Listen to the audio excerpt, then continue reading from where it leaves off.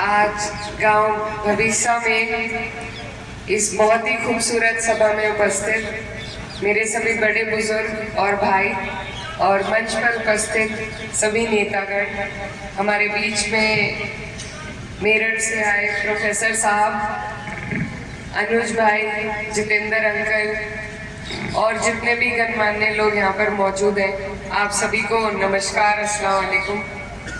आज सबसे पहले तो मैं आप सबसे क्षमा चाहूँगी कि हमें आने में बहुत देर हो गई।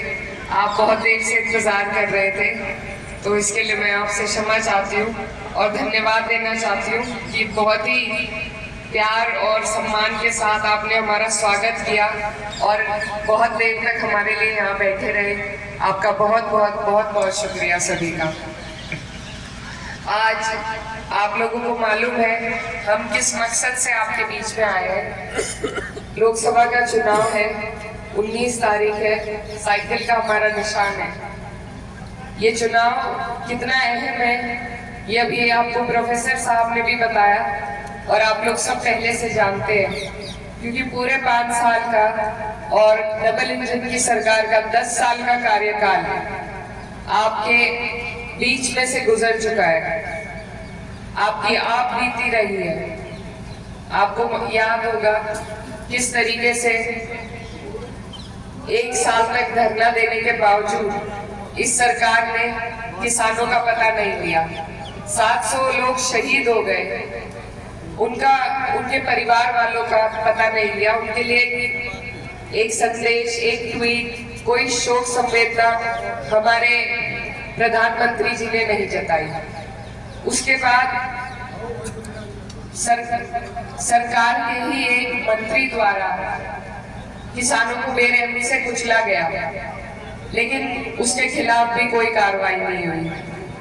हमारी माँ बहनें, हमारे देश का गौरव, हमारी बहनों के साथ फिर से इस सरकार के एक नुमाइंदे ने बदतमीजी करी और उसके साथ भी कोई कार्रवाई नहीं हुई। आपको हमारे यहाँ युवा भाई खड़े हैं जो पहले फौज में भर्ती होने की तैयारी करते थे, अक्सर हमें सड़कों पर दौड़ते भागते दिखाई देते थे।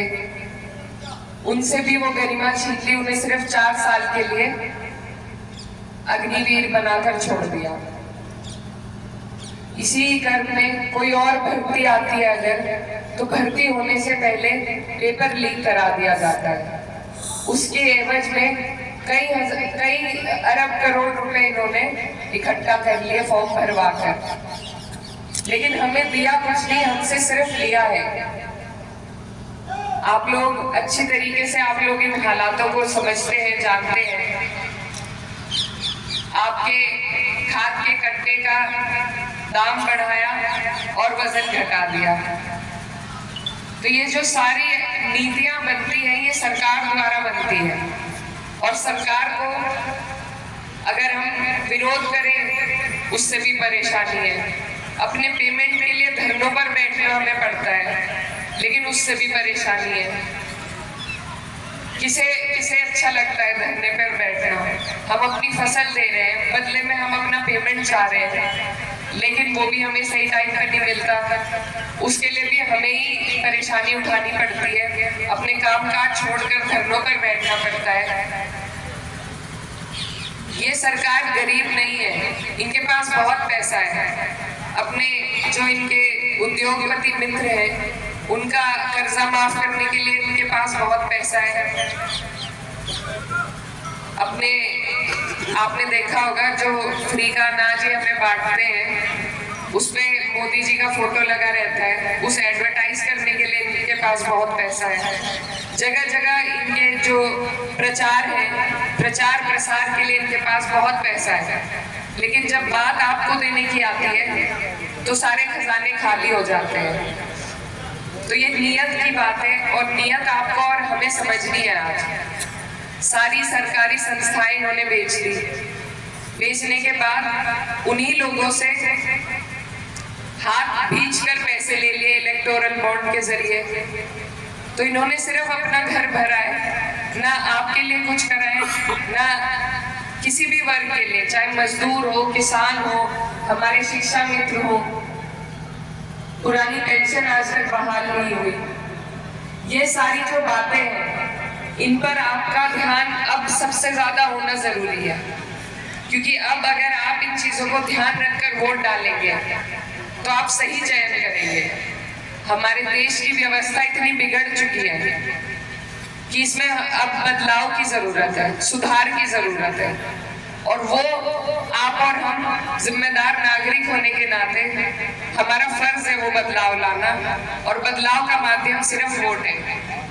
तो आप लोग अपने वोट की कदर को समझिए, उसकी अहमियत को समझिए, और वो क्या बदलाव ला सकता है उसे पहचानिए, और उसी के साथ आप उसका सदुपयोग कीजिए। 10 साल तो इनका कार्यकाल हमने देख लिया। डबल इंजन की सरकार थी। डबल इंजन की सरकार का हमारे क्षेत्र को तो कोई लाभ नहीं हुआ, क्योंकि लाभ दिलाने वाला यहाँ पर मुख्यमंत्री जी नहीं आएंगे लाभ दिलाने, या सीधा मोदी जी नहीं आएंगे लाभ दिलाने। यहाँ के MP MLA का फर्ज है कि अगर सरकार उनकी है तो वो अपने क्षेत्र के लिए कुछ विकास कार्य लाए, कोई लाभकारी योजना लाए। लेकिन जो हमारे माननीय सांसद जी हैं, उन्होंने अपनी सरकार को, डबल इंजन की सरकार को, कोई कष्ट देने का काम नहीं किया, और उसमें गलती उनकी नहीं है, क्योंकि मुझे पता है पिछली बार भी वो सब जगह नहीं पहुंच पाए थे। बिना मांगे उन्हें 90% वोट आपने और हमने दिया है, और जब बिना मांगे कोई चीज दी जाती है तो उसकी कदर नहीं होती, फिर यही बदहाली का आलम रहता है। तो इसलिए इस बार मेरी आप सबसे हाथ जोड़कर विनती है कि बिना मांगे अपने बहुमूल्य वोट को आप बर्बाद ना करें किसी ऐसे व्यक्ति को देकर जिसे कदर ना हो, जिसे आपके सुख दुख में आपकी परवाह ना हो। इतने धरने हमने बैठकर दिए, किसी एक भी धरने में उन्होंने आकर ये नहीं पूछा कि क्या समस्या तुम्हारी है, मैं बताऊंगा सरकार को, मेरी सरकार है, मैं उन्हें अवगत कराऊंगा। क्या ये उनका फर्ज नहीं था? तो ऐसे जनप्रतिनिधि को हमने चुना है, उनकी गलती नहीं है। लेकिन अब वक्त है, हम अपनी गलती सुधार सकते हैं, हम बदलाव ला सकते हैं। और बहुत से लोग यहाँ कहते हैं कि अब क्या समीकरण है। मेरा समीकरण तो आप लोग हैं। आप जो भी समीकरण बनाएंगे, आप अच्छे के बना सकते हैं और बिगाड़ सकते हैं। हमारा 2022 में जो चुनाव हुआ, उसमें आप लोगों ने बहुत बड़ी क्रांति का काम करके दिखाया। यहाँ से, इस जिले से हमने भाजपा को साफ कर दिया था। आज अलग बात है कि दूसरी तरफ समझौता हो गया, लेकिन वो समझौता भी सम्मानजनक समझौता नहीं है। अभी परसों की रैली आपने देखी होगी। हमारे पश्चिम की जो शान है, जिनके ऊपर चौधरी चरण सिंह जी की विरासत को आगे ले जाने की जिम्मेदारी है, और जो हमारे अजीज नेता हैं, उनके साथ किस तरीके से उनका अपमान मंच पर किया गया, ये आपने अपने सामने देखा है। हमें नहीं पता उनके साथ ऐसी क्या मजबूरी रही कि वो हमारा गठबंधन छोड़कर वहां गए। और मेरा दिल ये कहता है कि मजबूरी जरूर कोई ना कोई रही होगी, क्योंकि यही भाजपा करती है, दबाव बनाती है। चाहे किसी के यहाँ ED भेजकर, किसी के यहाँ CBI भेजकर, किसी के यहाँ झूठे मुकदमे लगाकर, इन्हें सिर्फ विपक्षियों को दबाना है, विपक्ष की आवाज को दबाना है, उन्हें खत्म करना है। और उसी के साथ साथ ये हमारा लोकतंत्र खत्म करना चाहते हैं। अगर लोकतंत्र खत्म हो गया, विपक्ष खत्म हो गया, तो आपकी हमारी हक की आवाज उठाने वाला भी कोई नहीं रहेगा। तो इसलिए ये जो तानाशाही वाली सरकार है, इसको हटाने का अब वक्त है। आपके सामने वो वक्त है। जब हम धरनों पे बैठते थे तो बड़े बुजुर्ग कहते थे, हमने सुना उन्हें कहते हुए कि इस बार मौका आएगा तो जवाब देंगे। अब मौका आपके सामने है। मेरी आप सबसे यही गुजारिश है कि आप इस मौके को मत गवाइए, क्योंकि इस बार अगर हमने चूक कर दी तो फिर 5 साल का पछतावा हो जाएगा। आपको सिर्फ अपनी बेहतराई के लिए वोट देना चाहिए। जाति बिरादरी धर्म में ये हमें बांटने का प्रयास करते हैं, लेकिन अगर हम इन्हीं चीजों में बटे रहे तो हमारा विकास कभी नहीं हो पाएगा, हमारे मुद्दे कभी नहीं उठ पाएंगे। मेरे पिताजी भी यहाँ से आपके जनप्रतिनिधि रहे, विधायक रहे, आपने बनाया उन्हें, सांसद भी रहे और आपने उन्हें बहुत प्यार और मान सम्मान दिया और उसके बदले में उन्होंने भी अपने लोगों के लिए जी जान लगाकर मेहनत करी, कंधे से कंधा मिलाकर संघर्ष किया, लोगों का काम किया।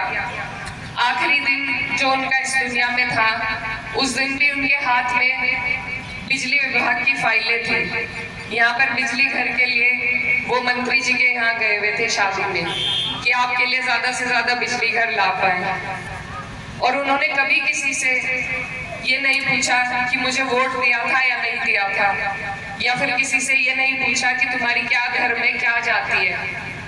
और यही सीख उन्होंने हमें दी है। हमारे घर में कोई भेदभाव किसी प्रकार का नहीं है, क्योंकि मेरे पिताजी कहते थे कि कोई भी नेता हो, जनप्रतिनिधि हो, उसका कोई धर्म नहीं होता, कोई जाति नहीं होती, और अगर वो किसी धर्म के प्रति या जाति के प्रति झुकाव रखने लगे तो वहीं से उसका पतन शुरू हो जाता है। तो यही सीख हमने ली है और इसी को आगे बढ़ाने का मेरा संकल्प है। उसी के लिए मैं आपके बीच में आई हूँ।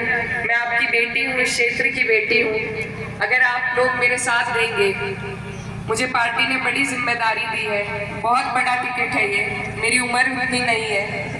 इस बड़ी जिम्मेदारी को निभाने के लिए मुझे अपने सभी बड़ों की जरूरत है, क्योंकि चुनाव इतना बड़ा है, एलम से लेकर टोडरपुर मिल तक है।